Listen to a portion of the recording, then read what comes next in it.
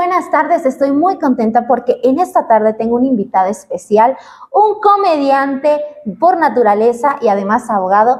Así es, tenemos aquí a Gerardo Lara Casillas. Muy buenas tardes. ¿Cómo estás, amigo? ¿Qué tal? Buenas tardes, Daniela. Buenas tardes a todos. Bien, todo bien, gracias a Dios. Bueno, pues es un placer tenerte aquí, pero cuéntanos un poquito de más. ¿Quién es Gerardo? Gerardo Lara Casillas es una persona que nace en Aguascalientes, el 22 de agosto de 1971. Tengo 52 años, soy licenciado en Derecho, egresado de la Universidad del Valle de México, campus Aguascalientes, y una maestría en Derecho Procesal Laboral, egresado del Centro de Estudios de Posgrados, campus Aguascalientes también. Para que tengan conocimiento, pues, soy una persona invidente desde hace 32 años, pero esto pues no me cohíbe, no me ha hecho menos el poder salir adelante. Así es, nos platicabas hace un momento que terminaste tu licenciatura, bueno, que empezaste tus estudios y tu licenciatura siendo una persona invidente. A ver, platícanos esa parte de tu vida tan especial. Esto comenzó en el año 2005, cuando estaba yo laborando para lo que es el DIF municipal. Y había un compañero ahí que es abogado y me inspiró él para poder estudiar la carrera de Derecho. Ya después de ese hombre, ese muchacho, que para mí es un gran amigo sin agraviar a nadie, y mi esposa, mis hijos también me apoyaron, como no tienen una idea, y algo que logramos juntos como familia. Sí, porque la carrera de Derecho lo sabemos que lo principal es la lectura, y para ti el ser una persona invidente no fue una barrera que te detuvo, pero ¿cómo fue ese proceso? ¿Quién te ayudaba? ¿Quién estuvo al pie del cañón contigo? Cuéntanos. Mi esposa me acompañó durante toda la carrera, era como si ella fuera también como estudiante. Ella participaba cuando me tocaba a mí, por ejemplo, a la hora de las exposiciones. Como ponente, ella era la que exponía por mí, ella me ayudaba con mis proyectos, todos mis exámenes fueron orales. A la hora de, por ejemplo, de estudiar, en cuestión de los exámenes, ella la ponía a leer libros de derecho romano, que derecho constitucional, todo, mi esposa y mis hijos. Pero no obstante con eso, decidiste estudiar una maestría en Derecho Laboral. Wow, yo creo que más que nada el ser invidente pudieron más tus ganas de salir adelante. Yo creo que eres un orgullo para tus hijos, para tu esposa, ¿no es así? Pues yo me siento satisfecho y creo yo que como papá, como esposo, pues he cumplido. Y como una persona, un ser humano, pues me siento una persona productiva en cuestión, en actividad económica también. O sea, no me gusta que me vean como de lástima o pobrecito, o no puedes hacer esto. No, o sea, yo no, para mí dicen que una persona con discapacidad, para mí esa palabra como que no está bien empleada. Más bien sería una persona con una limitación. Ok. Bueno, Gerardo, vamos a tocar un tema un poquito delicado. ¿Cómo fue que tú perdiste tu vista? Esto se deriva de una enfermedad crónica que se llama glaucoma. La glaucoma se le cierra al paciente su círculo visual poco a poco, hasta que se va cerrando, hasta que haz de cuenta que quedas viendo como unos tubitos de, por ejemplo, no sé, como una manguerita, nomás hacia donde fijas tu vista, hacia arriba o abajo, okay, pero se cierra la vista. Y hasta que llega el momento y pues ya se cierra ya por completo. Y esa enfermedad es irreversible porque te afecta lo que es el nervio óptico. Ok, muy bien. Nos comentabas que había sido que había sido producto de un mal uso de un medicamento.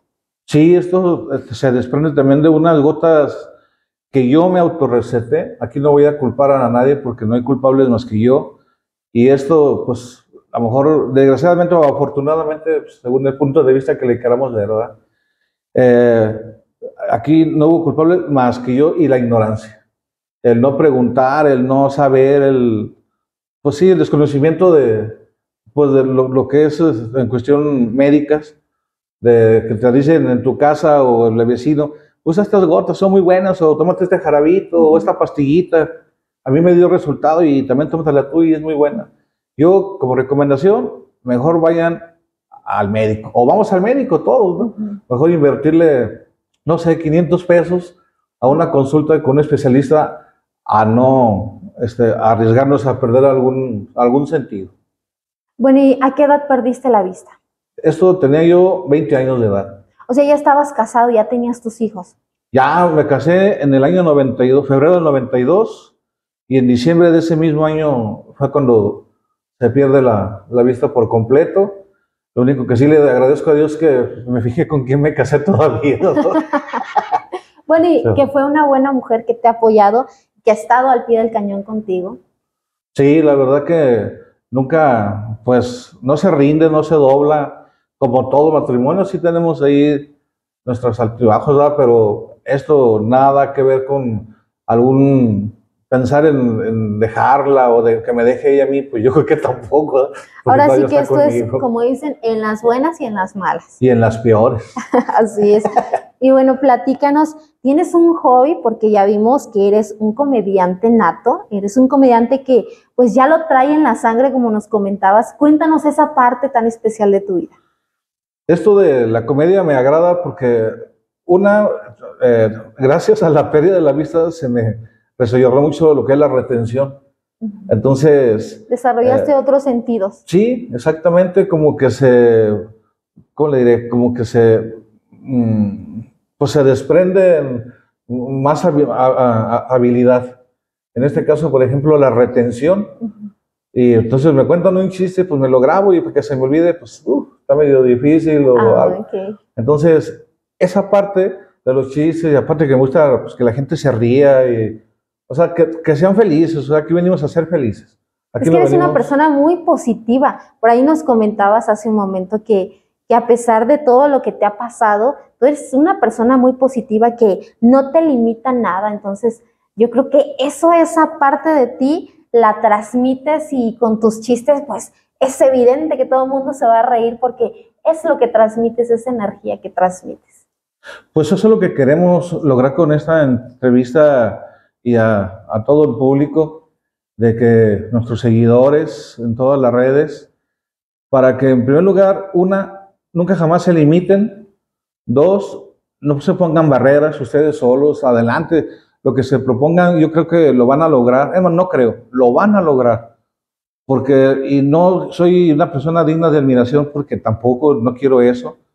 Yo soy una persona común y corriente, ¿verdad? Como cualquiera. Nomás simplemente, pues el tener las ganas de hacer las cosas, yo creo que eso es lo que nos hace ser gente y ser grandes.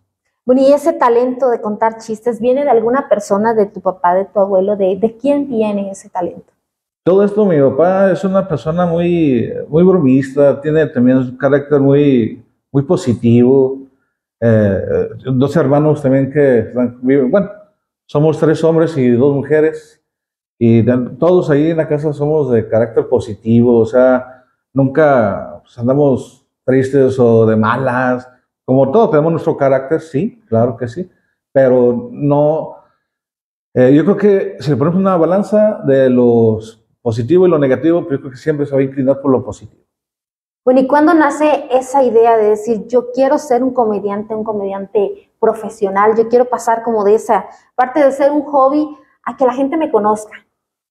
Yo quiero para que el mismo público vea que mis propósitos o mis objetivos son llegar a ser un gran comediante, un gran cómico y pues hacer reír al público y ganármelos, pero ganármelos en el buen sentido de la palabra, con mis chistes, con mis gracias, con mis anécdotas, con lo que me pasa en la vida diaria, pero que a su vez yo sé que también pues, un beneficio en cuestión económica, o sea, eso no es malo. Yo creo que todo el mundo lo hace por ese lado y no es pecado el querer progresar y salir adelante. Así es. Bueno, y cuéntanos,